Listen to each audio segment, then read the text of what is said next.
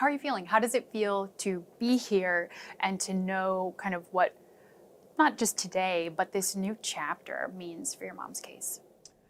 You know, I feel positive energy here. I feel like, you know, the team seems really great. They seem very passionate about what they do.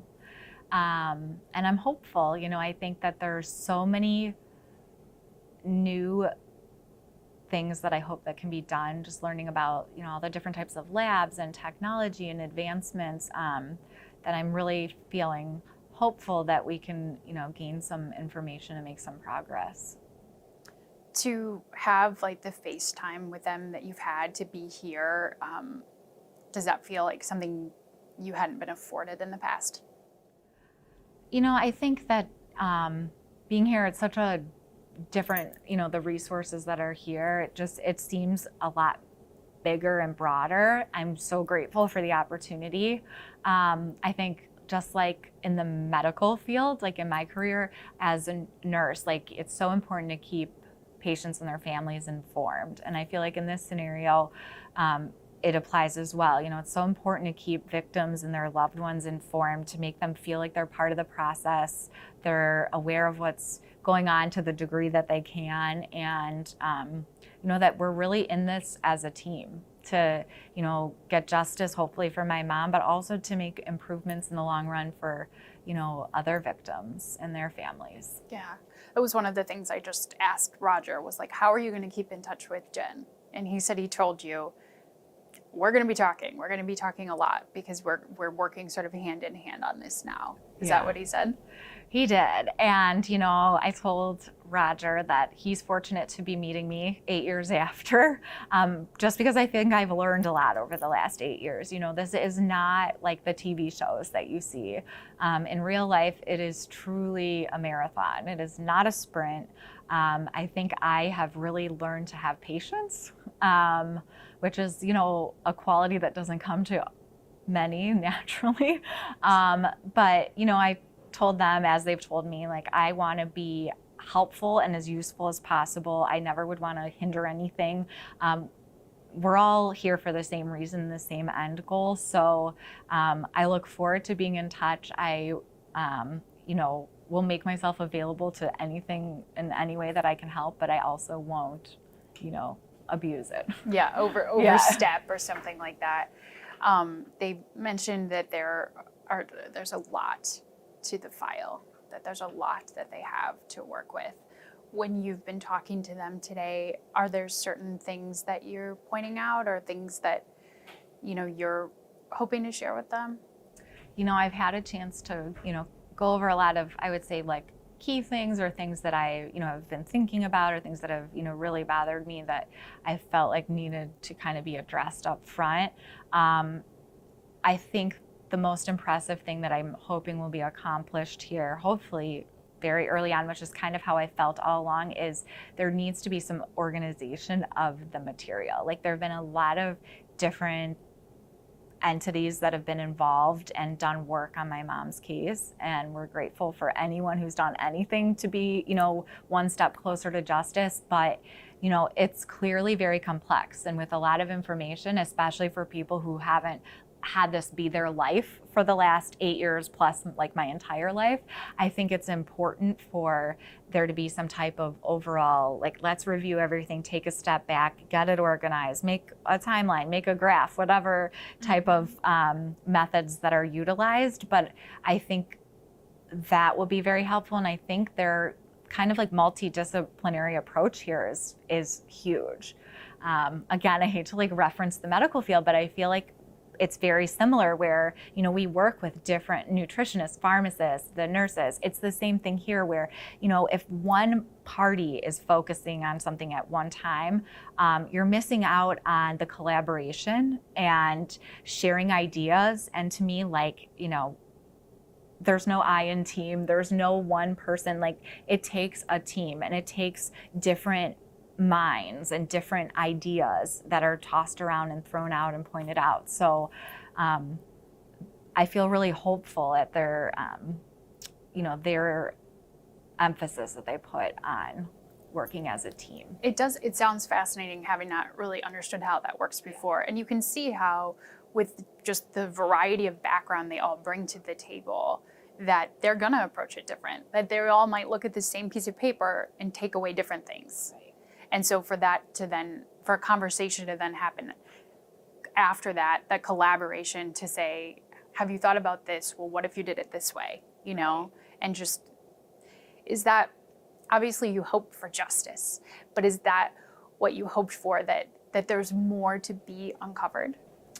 Yes, and also just like I said, like it seems like there is just so much information, and it can be overwhelming to, you know, a fresh set of eyes that's just walking in.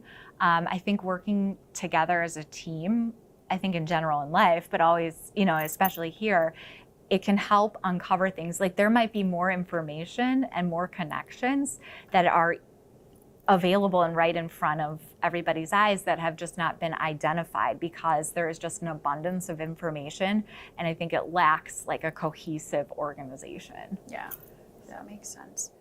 And I know obviously Cleveland Police had this case previously. You also have hired a private investigator. Does it sound like they'll be working with those folks who, you know, were with this case from the beginning too? Yeah, it definitely sounds like that. You know, they seem very open-minded to, you know, gather information and support from any and all avenues that are, you know, reputable.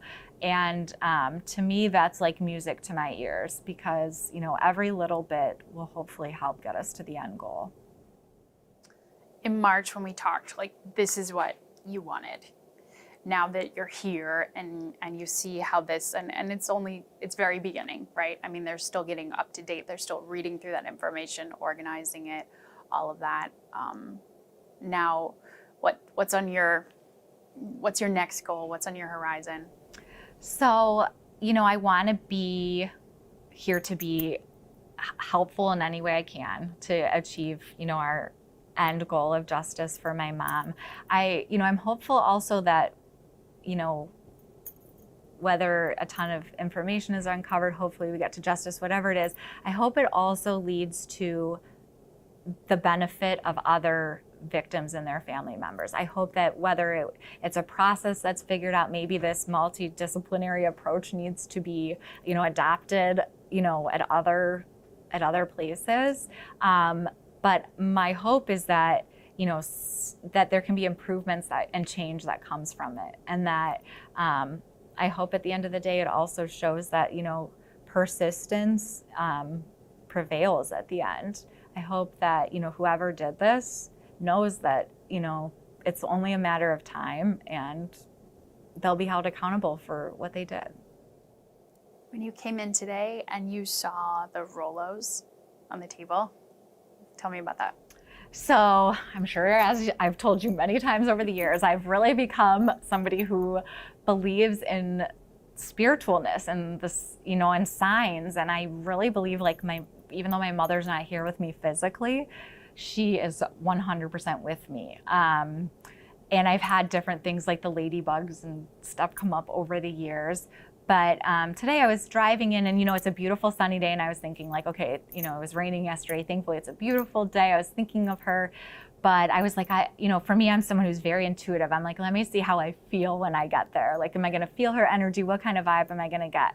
And I walk in and on the table, not only is there candy and it's chocolate, which was like what she lived for in her main diet, but it was Rolos. And I have not seen Rolos honestly in probably 8+ years. And I don't really know that many people that eat Rolos. And so when I saw them, I just like, I had to look up, like do one of those moments where I look up and I'm just like, there's nothing more blatant than letting me know you're here than putting Rolos in front of my face, because she absolutely loved them. And yeah, it was amazing. You just feel like she's sending you a sign today? You know, I feel very, I don't know if this is a strange thing to say, but like at peace here. Like I feel a good energy. You know, one of the first things that I was told when we sat down at the table to talk about my mom was just that like this team, they are taking this personally. They are invested. And to me, like, what more could like a victim's loved one want to hear than that. And, I think I often stand here and try to be my mother's voice and humanize her because, one, I don't want her to be defined by how she died, but also because there are many people out there that don't know her, that didn't know her before she was killed. And she was so incredible that she deserves for people to know who she was.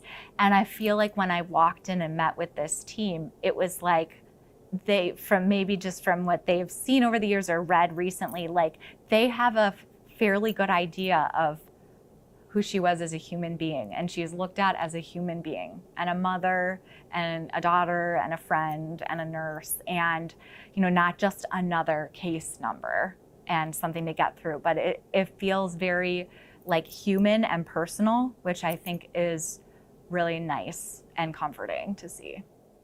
Yeah, and hopefully at the crux of all of this, like the way to get an answer. Anything you didn't say I want to ask you? Just that I'm very grateful to be here today. My ultimate goal, from day one, on top of getting justice for my mom, is just improving things for other families too. I've gotten to know, other victims' family members in our community locally through this experience, and they have been a support to me like nobody else can be, literally. And I hope that they know that I stand here for all of us. I hope that in the future, Cleveland will continue to partner with other resources that are available and utilize whatever they can to get the victims the justice they deserve. It was why you wanted to make the trip down here, to meet with them in person. And do you feel like you've checked that box now?